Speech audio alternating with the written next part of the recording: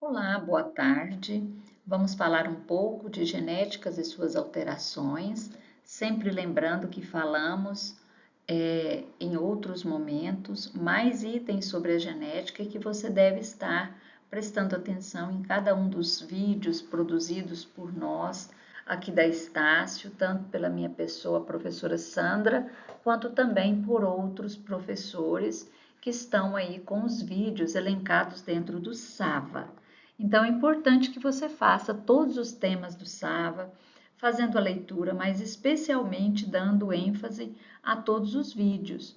Você terá condição de compreender essa disciplina que é básica para a ação de várias outras que virão à frente. Então, eu vou falar rapidamente aqui os temas que vocês perpassaram e que precisam ter cuidado para que não salte, para que você não deixe de trabalhar cada um desses conceitos e conteúdos. Então, nós começamos a trabalhar a questão da química das células, para você entender como é que ela se organiza, nos seus componentes estruturais. A célula, ela possui suas organelas, as suas organelas têm as funções para serem exercidas, lembrando que existe toda uma substância que vai estar entrando dentro da célula para formar novas substâncias, outras que vão estar saindo, outras que vão estar agindo ali. Isso tudo se deverá ao próprio trabalho das estruturas que lá estão. E observando também que existe uma membrana chamada de membrana plasmática, que permite, às vezes não permite, mas na maior parte das vezes permite a entrada de substâncias que serão úteis ao funcionamento celular. É importante que você saiba qual é a característica da membrana plasmática e quais são os tipos de transporte que a membrana permite que aconteça. Depois nós avançamos para o conteúdo do núcleo. Dentro do núcleo existe uma estrutura conhecida como DNA, é uma estrutura química que está associada a outra chamada proteína histona, e essa estrutura ela determina muito da função da célula e do próprio organismo. Cada metabolismo, cada atividade que acontece dentro das células se deve ao comando desse DNA. E esse comando ele é exercido a partir do momento que existem estruturas chamadas genes, que são nada mais do que pedaços do DNA que têm atividade para o funcionamento da célula. Pois muito bem, daqui a pouco falaremos até um pouco mais das alterações desse DNA, quando acontecem essas alterações, o que pode acarretar na própria célula. Mas retomemos aqui rapidamente antes disso, lembrando a palavra gene. Gene, então, é uma porção do DNA. Eu sempre digo assim: o DNA é uma matéria química, é um material químico, o qual você observa suas características por meio dessa estrutura da genética. Então, a genética é a ciência que vai estar estudando como os genes se comportam, como eles conseguem determinar essas características. E os genes, eles interagem entre si aos pares, determinando um caráter hereditário, e nós chamamos isso de genes alelos, que estarão nesses cromossomos que vocês observam ali, pareados. E esses cromossomos, eles podem ter uma aparência muito próxima ou não. Se essa aparência for muito próxima, na largura, no tamanho, na repetição do próprio DNA, nós falamos que isso são cromossomos homólogos. Quando eles não são nada parecidos, às vezes um maior, um bem menor, aí nós dizemos que eles são heterólogos. Na espécie humana, repetido de um outro vídeo gravado a vocês da semana passada, nós sabemos que a mulher possui 23 pares de cromossomos e todos são homólogos. Um desses pares é sexual.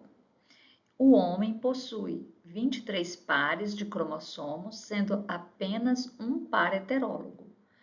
22 pares são homólogos e um par, que é o heterólogo, é o par sexual.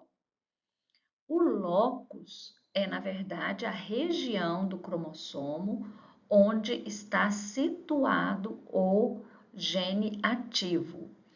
E o homozigoto é a presença de genes com alelos iguais para determinado caráter. O homozigoto, alelo homozigoto, ele pode ser tanto dominante quanto recessivo. Já o heterozigoto, nós temos alelos diferentes. Sendo assim, alelos diferentes, um vai ser dominante, o outro recessivo. As alterações que acontecerão nessa determinação do gene, nós observamos que podem ser alterações extremamente importantes, podem ocasionar até mesmo a perda da viabilidade da célula ou mesmo do organismo. E ocorre devido a fatores hereditários e também devido a mutações genéticas. De onde vem essa mutação? Vários fatores que estão no meio podem interferir e provocar isso daí. Entre as características que nós possuímos em relação à condição genética de alterações, nós temos aquelas que são ocasionadas por uma herança monogênica recessiva, ou seja, o que seria isso? Ocorre devido a mudanças ou mutações no DNA de um único par de genes. Apenas um é afetado. E exemplo aqui, claro, da fenilcetonúria, inclusive se faz o teste do pezinho também para saber sobre a fenilcetonúria, onde ocorre a mutação de um único gene, que é o gene PAH, e ele tem um padrão de herança autossômica recessiva.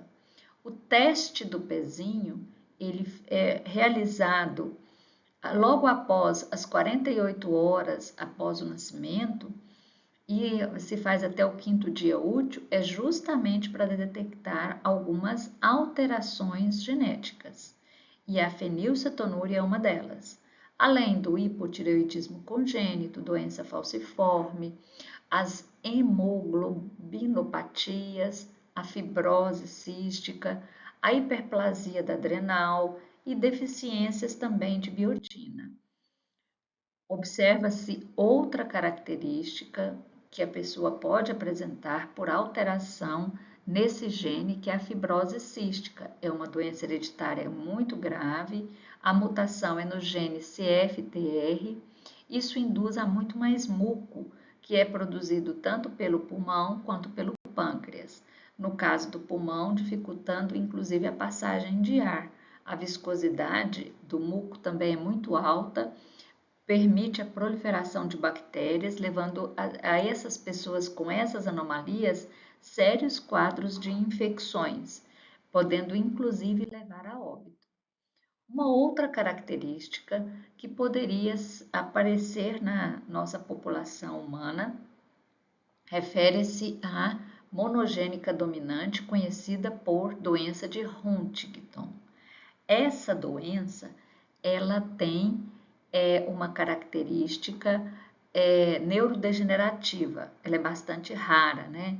O indivíduo manifesta isso daí a partir dos 30 anos, quase sempre, provoca distúrbios motores e cognitivos. Há uma presença do gene dominante, nesse caso, com a mutação. Então, é uma monogênica, na verdade, um par de genes alterados e essa alteração se dá pelo gene dominante.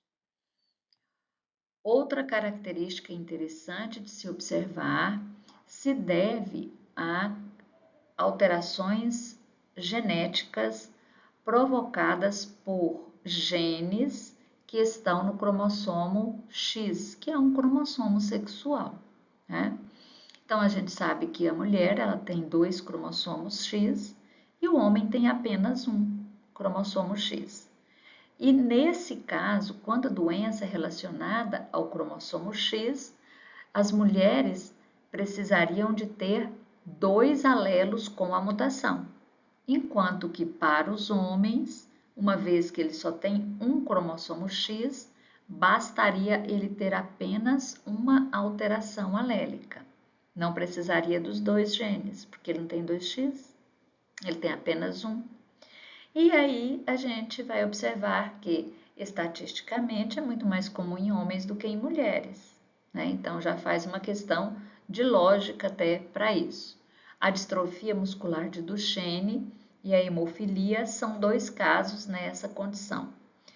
Na distrofia, essa doença causa mutação no gene DMD, está então ligado a esse cromossomo X, ela é degenerativa, causa muita fraqueza muscular, ela é progressiva, acomete pacientes, então, principalmente do sexo masculino.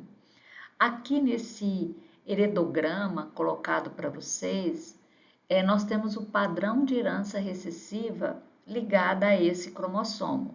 Observe que esses pintados de cor roxa são as pessoas que estão com o afetamento.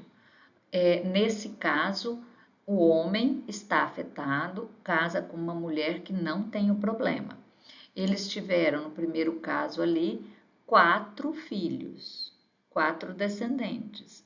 Observe que os 2 meninos não tiveram nenhum problema relacionado, enquanto que as 2 meninas, embora sadias, elas são portadoras. Elas receberam, o único X que elas receberam do pai é um X afetado. Então, elas são portadoras, mas não vão desenvolver doença. Só que elas podem, com esse gene portador, levar isso para seus descendentes.